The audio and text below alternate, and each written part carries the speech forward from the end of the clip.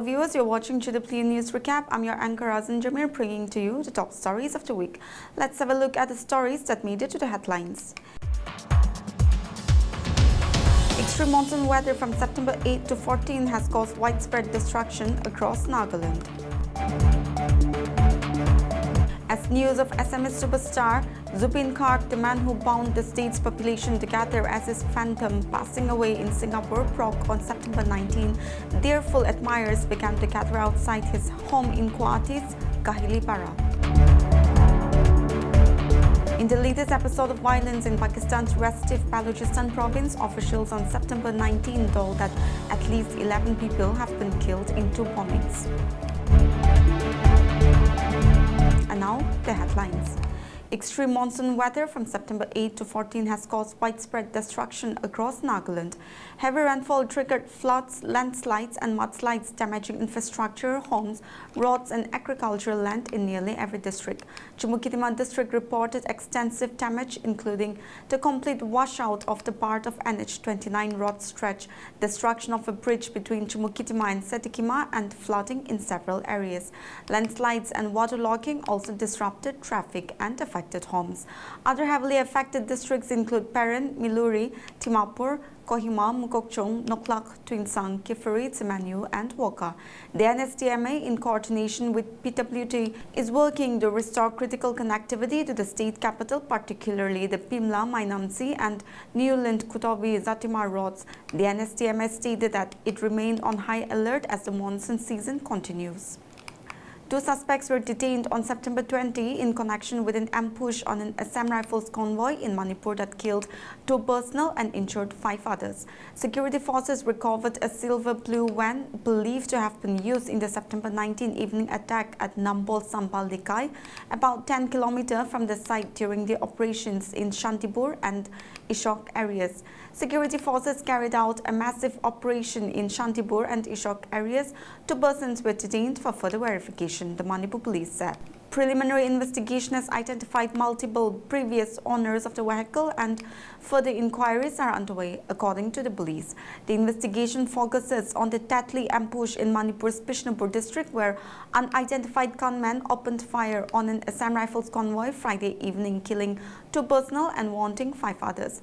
Defense PRO said that around 5:50 p.m., a vehicle carrying troops of 33 Assam Rifles was moving on the National Highway 2 close to the airport in a denotified area, which refers to areas where AFSPA is not in force, when bullets rained on them. In the general area, Nambol Sipal Likai, the column was ambushed by unidentified terrorists on the highway. In the ensuing action, 2 personnel of Assam Rifles were killed in action and 5 were injured, who have been evacuated to the Regional Institute of Medical Sciences, Imphal, and are currently stable. Adding that no group has claimed responsibility and search operations were ongoing to apprehend the persons involved in the incident. As news of SMS superstar Zubin Kart, the man who bound the state's population together as his phantom, passing away in Singapore, Prague on September 19, their full admirers began to gather outside his home in Kuatis, Kahilipara.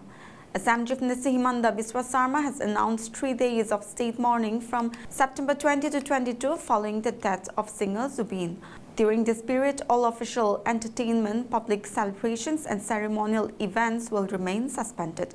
Essential service activities under Siva Saptah will continue, but benefit distribution and ceremonial programs have been postponed, the statement read.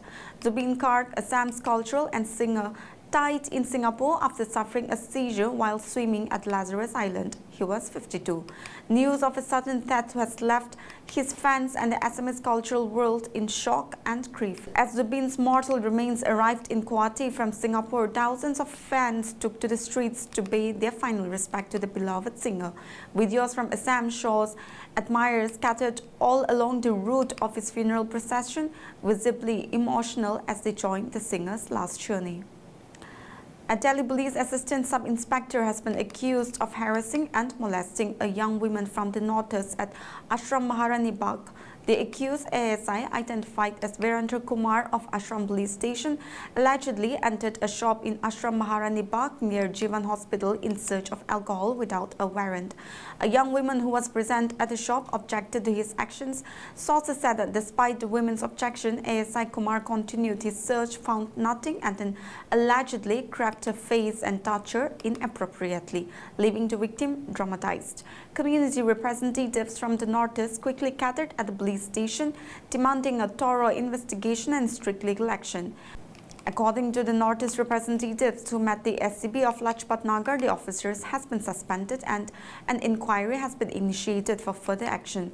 The incident has once again sparked anger among Northeast students and community bodies in the capital, who are urging authorities to ensure accountability and stronger protection for vulnerable groups.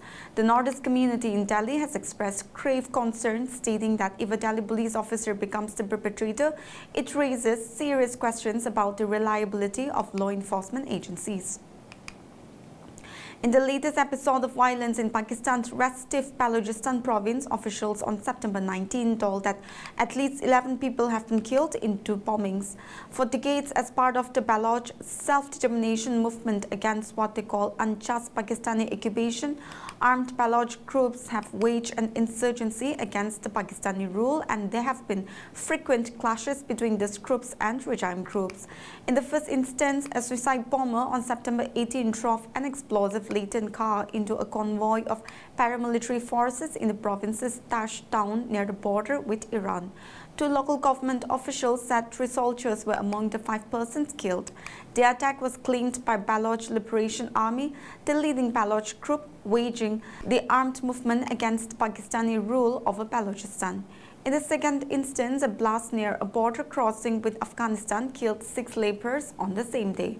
Lately, violence has surged in Balochistan as the anger against Pakistan and increasing Chinese presence in the province has continued to rise.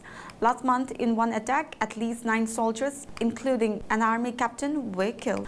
Earlier that month, dozens of fighters launched simultaneous attacks on Pakistani security personnel in various parts of the province and killed at least 8 security personnel. Well, viewers, that's it for this week's news recap. For more news like this, you stay connected to Global Window. Goodbye.